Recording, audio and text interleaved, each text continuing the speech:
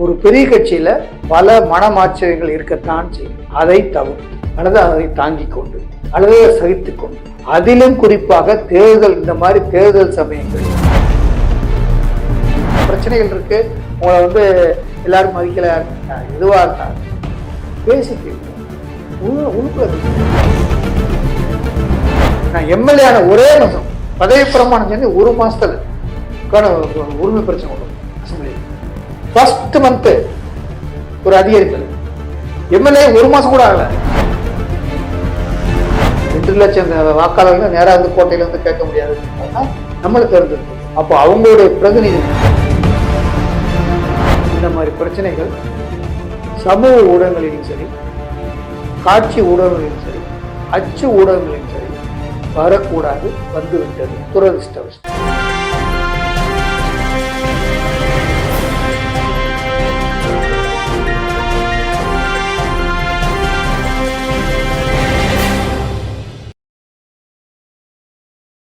CCN media நேயர்களுக்கு இனிய வணக்கம். அதிமுகவில் சிறப்பான நிகழ்வுகள் அரங்கேறி வரும் நிலையில செங்கோட்டையன் ஓரம் கட்டப்படுகிறாரா?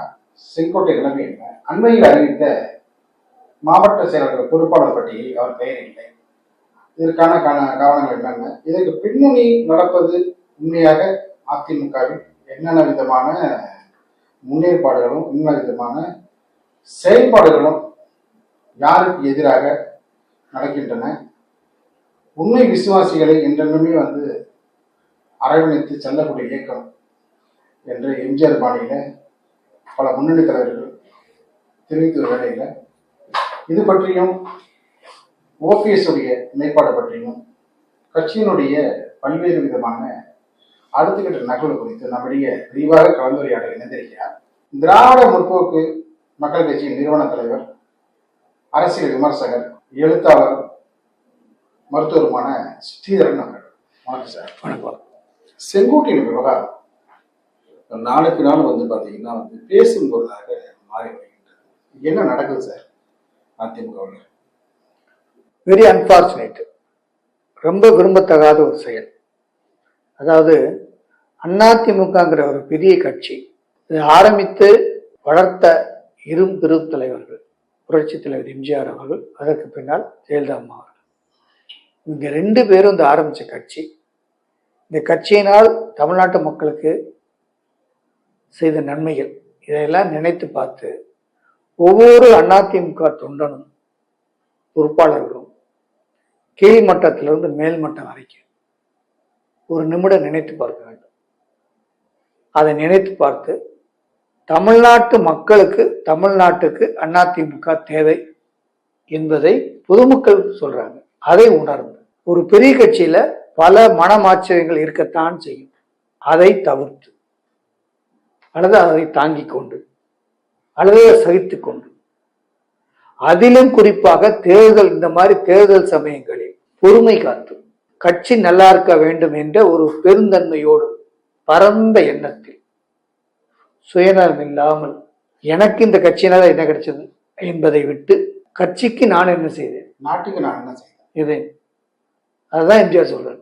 நான் ஏன் பிறந்தேன், நாட்டுக்கு நலம் என்ன செய்தேன், இதைத்தான் நானும் சொல்கிறேன். நான் ஏன் பிறந்தேன், நாட்டுக்கு நலம் என்ன புரிந்தேன் என்று நாளும் பொழுதும் வாழும் வரையில் நினைத்திடு என் தோழா, நினைத்து செயல்படு என் தோழா, உடனே செயல்படு என் தோழா.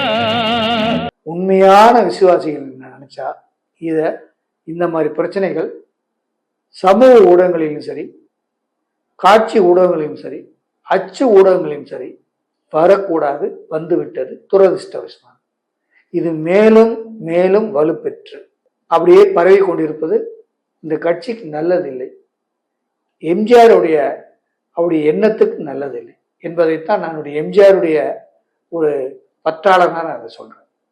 நான் ஒரு திராவிட முற்போக்கு மக்கள் கட்சி நிறுவன தலைவர்.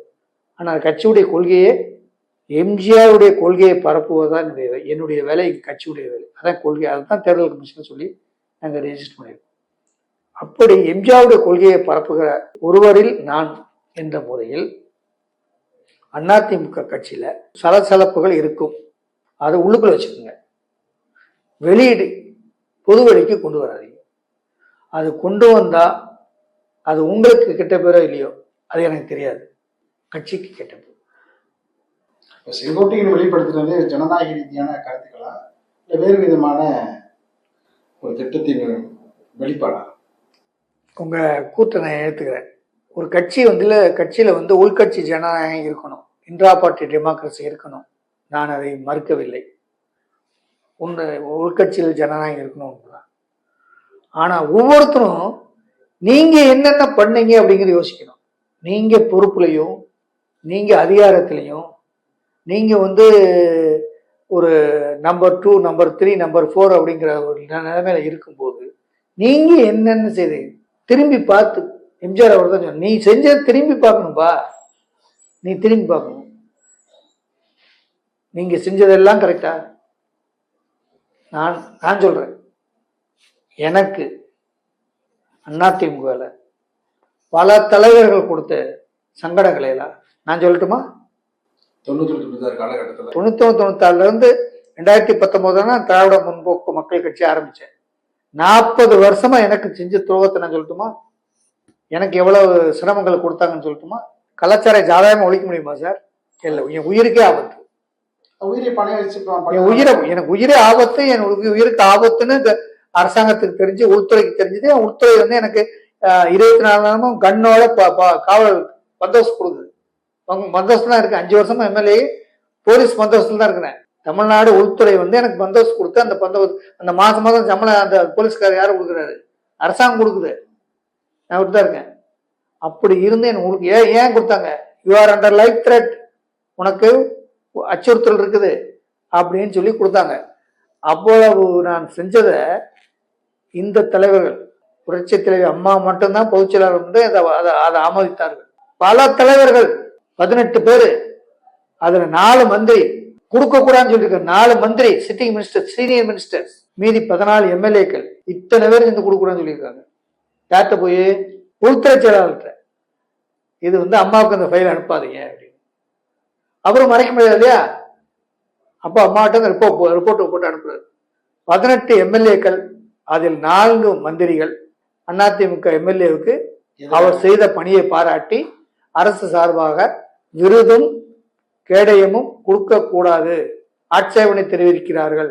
இந்த 18 பேர்ல அது எதிர்கட்சிக்கார எம்எல்ஏ அடங்கும் அப்படின்னு பேரெல்லாம் எழுதி நோட் போட்டு கொடுத்திருக்கிறார்கள். டாக்டர் ஸ்ரீதர் எம்எல்ஏ எப்படி சாராயத்தை ஒழிச்சாருங்கிறத கோயம்புத்தூர் மாவட்ட ஆட்சித்தலைவர்களுடைய ஆய்வறிக்கை இத்துடன் இணைத்திருக்கிறேன். கோவை மாவட்ட புறநகர் காவல்துறை கண்காணிப்பாளர் அவர்களுடைய அறிக்கையும் இத்துடன் இணைத்திருக்கிறேன்.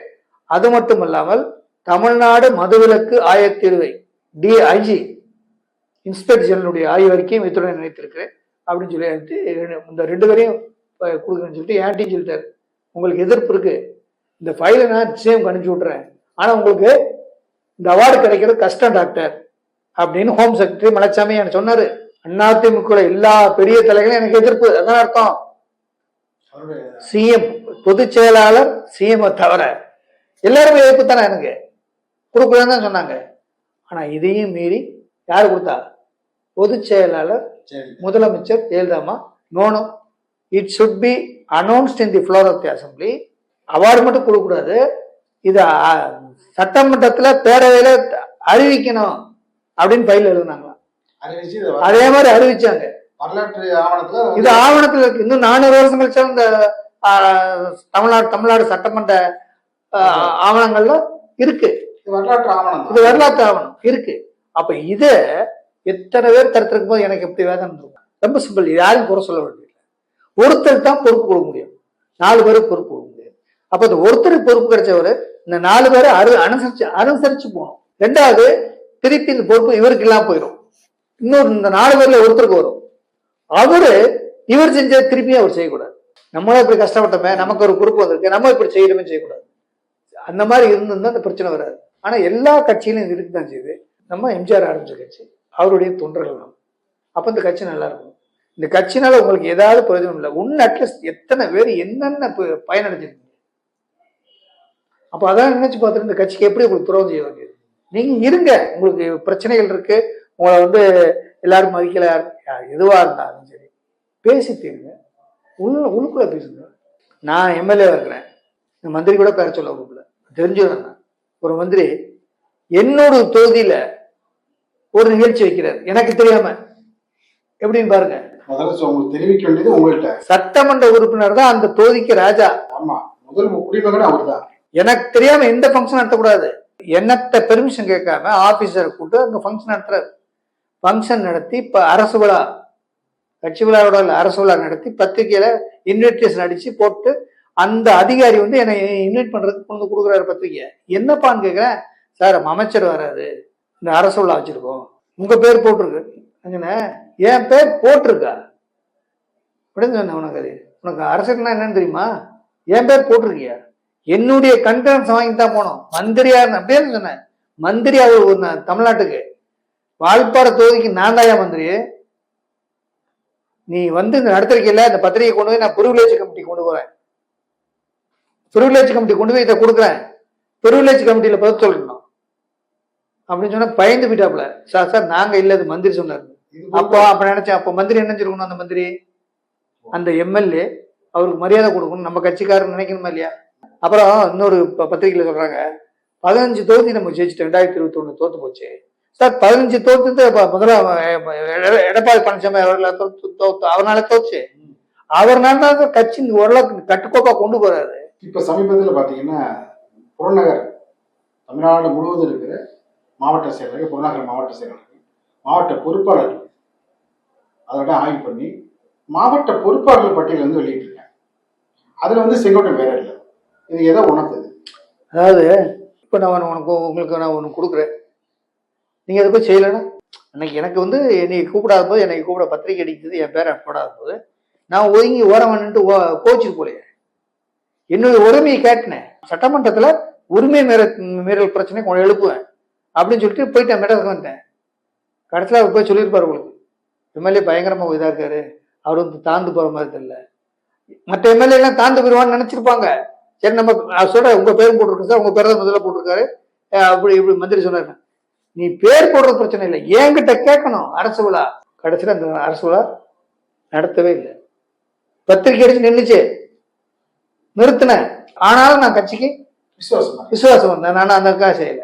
ஒரு தனி இயக்கம் கட்டும் இன்னமும் வந்து அதிமுக பத்தி பேசி நான் வந்து எம்ஜிஆருக்காக ஆரம்பிச்சேன். ஏன்னா எம்ஜிஆருடைய கொள்கையும் அவருடைய லீகசியும் நற்பண்புகளும் கொடை உள்ளமும் மற்ற மக்களுக்கு தெரியணும், அதுக்காக நம்ம செய்வோம். அதே மாதிரி அவர் மதுவிலக்கு குடிக்க கூடாதுன்னு சொன்னாரு, கட்சியுடைய கொள்கையும் அப்படித்தான்.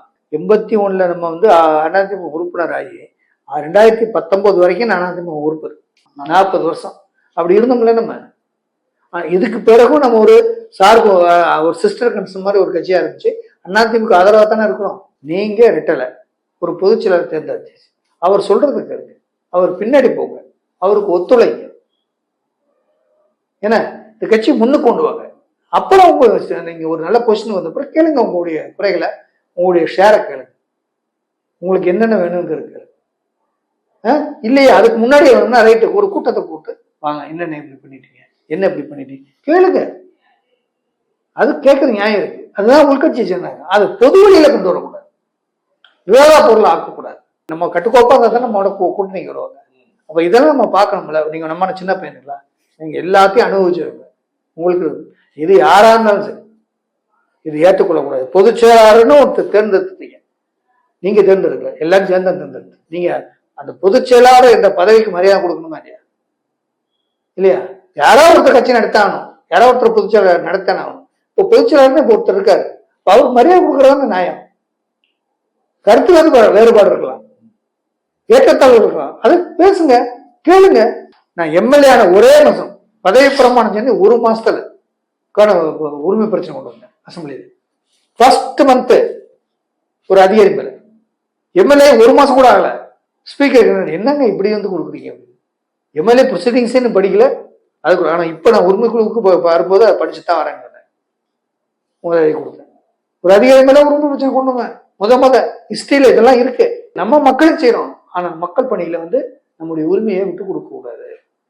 ஆனா எந்த இடத்துல விட்டு கொடுக்கணும், நான் வந்து பத்திரிகை கூப்பிட்டு இனி இப்படி பண்ணிட்டாருன்னு நல்லா இருக்கும். மக்கள் பணி கட்சி பணி எப்படி எடுத்துட்டு போகணும் ஒவ்வொரு நிர்வாகியும் மக்கள் பணி கட்சி பணி ரெண்டுத்தையும் வந்து எப்படி எடுத்துட்டு போகணும் சில மக்கள் நம்மளை நம்பி வாக்களித்தார்கள். அந்த நம்பிக்கைக்கு நம்ம பாத்திரமா இருக்கணும். அதற்காக நம்ம உழைக்கணும். அதுல யார்கிட்டையும் மக்களுக்காக கேட்கறதுக்கு சங்கோச்சப்படக்கூடாது. எந்த அதிகாரியா இருந்தாலும் சரி, எந்த மந்திரியா இருந்தாலும் சரி, நம்ம வந்து பொதுமக்களை நலன் கருதி, இங்கிலீஷ்ல சொன்னா in the interest of the public, நம்ம வந்து நமக்கு கான்ஸ்டியூஷன்ல நமக்கு அதிகாரம் கொடுத்துருக்காங்க. சட்டமன்ற உறுப்பினர் நம்ம கேட்கணும். நம்ம வந்து ஒரு தேர்ந்தெடுத்திருக்கோம்னா அந்த 2 லட்சம் வாக்காளருடைய குரலாக தான் நம்ம இருக்கிறோம். அந்த 2 லட்சம் வாக்காளர்கள் நேராக வந்து கோட்டையில வந்து கேட்க முடியாதுங்கிறதா தான் நம்மளை தேர்ந்தெடுத்திருக்கோம். அப்போ அவங்களுடைய பிரதிநிதி நம்ம, அந்த மக்கள் பிரதிநிதி நம்மள மக்களுக்காக நம்ம கேட்கணும். அதுல வந்து எந்த விதமான சமரசமும் கூடாது, எந்த விதமான கூச்சமும் கூடாது, எந்த விதமான பயமும் கூடாது. மக்களுக்கு வாங்கி கொடுக்க வேண்டிய நம்முடைய கடமை, இது நம்முடைய பொறுமை, நம்முடைய பொறுப்பு அப்படின்னு சொல்லி உணவு. கட்சியில வந்து நம்முடைய குறைகளை நிறைகளை கட்சியுடைய மீட்டிங்ல நம்ம சொல்லலாம்.